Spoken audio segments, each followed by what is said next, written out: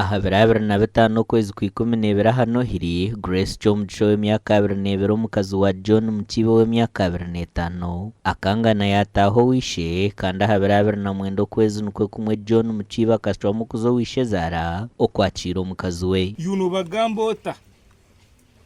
tumusitone umusigazogo omwe naho nabasigiye nkwiwe uno sonse kama nko muzeyi tinza korotaro konka kabana boyine bakorotaro nekigambo nkwiyahikireyo Vincent Ategeko rishe Zara kamukwatire nko niyamutera yamusigira mukake nuko abazirebe kumutwara hirwaro rya Hoima bitembera zikanga nukwe kumusindika maragwa haferire onu antiyo kwa kaswerayo birabiri na mwenda cyasa ndingo cyasandira cyasandire cyo cyisande cyasande cyo nanyo ntabeyo hore nebangambira umuntu bamuteye bagatuba mutwarire bonkanga umurwa bamuterera hakuswera wishizana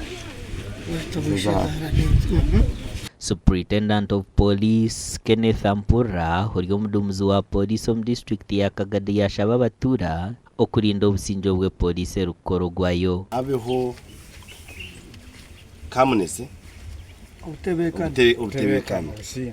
mutaragaha mwaza kurwana mwaza kuraki kurwana family twikikane polisi ya taking over mushango nsaku itwe nka government tutekwa kubarinda obana umwenda bamutakwenda urareta kavuyo ntumutwara eco mwene eco taro kuza kubuzabuza itwe nco tukora konkimwe cyumushemeye kukora nkabanta batwire hamwe nkabanta benganda zimwe no kushitama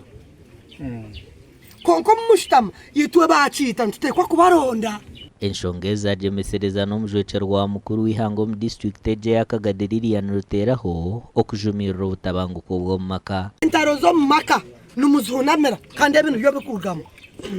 bikurugamo nebe haza mutajyangu cyaba ncyakare nkiba handi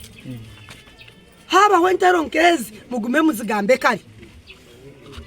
kandi uworyo mukazo kashwerwa bikanga iroko tahi nitubaterera okureba ngo abakazi na nabashija barekeraho okucenjangana babaga bine nko kubaremererwe abaze umubakuru b'amadini bazo mubakuru bebika byabo omugenzi Mukibi yasiga omwana omwe w'omwojo w'emyaka 4 kandi polisi yatwara omubiri gw'omukabafo muri Kagadi kongera kuceberwa obwo kuronda beka ya Vincent Ategeka kuri kugenda omisho amakuraga gashakwa Thomas tumwebaze.